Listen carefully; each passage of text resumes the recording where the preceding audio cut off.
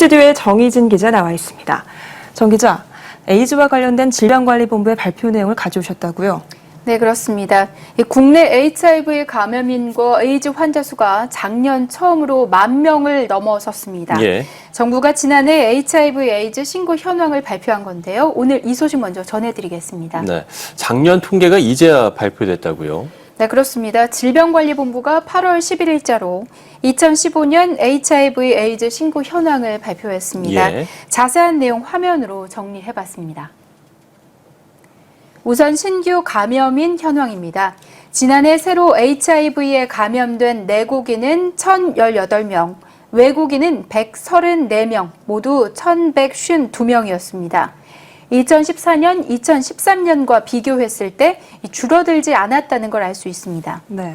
남성과 여성 간 성비를 살펴보죠. 예. 남성 1,080명 대 여성 72명, 15대 1의 성비를 보여줬습니다. 눈여겨볼 게 또 내국인과 외국인 성비의 차이입니다. 네. 내국인 남성이 974명, 여성이 44명으로 22대 1의 성비를 보여줬는데요. 외국인의 성비와 확연히 차이가 납니다.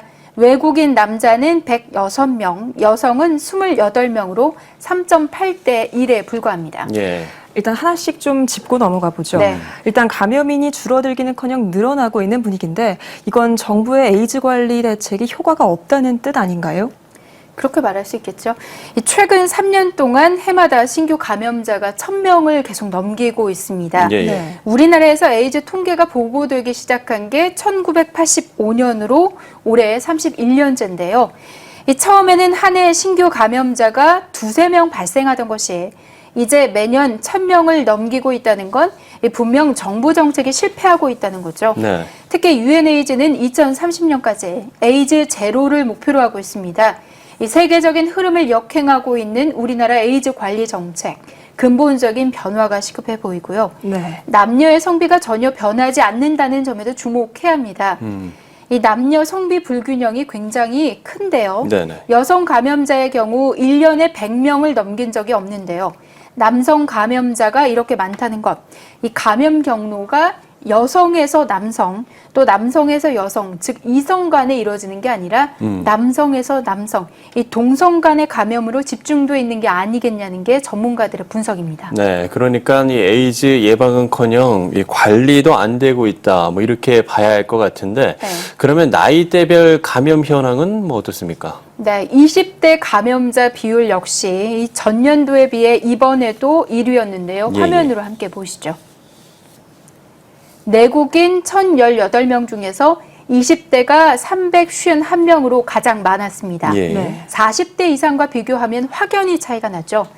전체 감염자 중에서 20, 30대가 차지하는 비중을 합치면 57%, 절반을 넘습니다.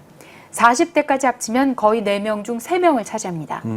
이제 우리나라 에이즈 바이러스 감염자들은 대부분 성접촉에 의한 감염자들로 알려져 있는데 네. 결혼 정년기인 20, 30대 젊은 층의 에이즈 예방이 시급할 것 같네요.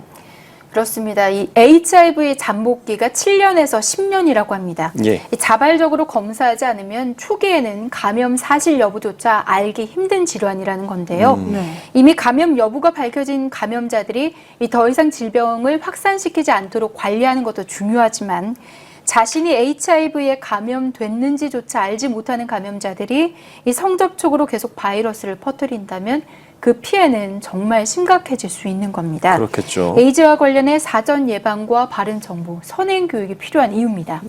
네, 예방을 위한 정책의 전환이 필요할 것 같습니다. 다음 소식을 좀 들어볼까요? 네, 1년에 한 번씩 열리는 교단의 정기총회, 중요한 결정들이 이루어지는 만큼 많은 관심이 집중되는데요. 그렇죠. 특히 후보자들을 놓고 펼쳐지는 선거가 그렇습니다.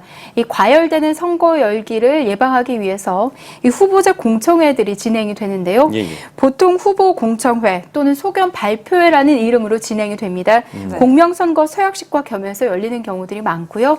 이미 올해는 예장 고신총회가 소견 발표회를 가졌습니다. 네. 이 밖에도 예장 통합과 기장총회, 예장 대신, 또 기독교 한국 침례회 등의 공청회를 준비하고 있습니다.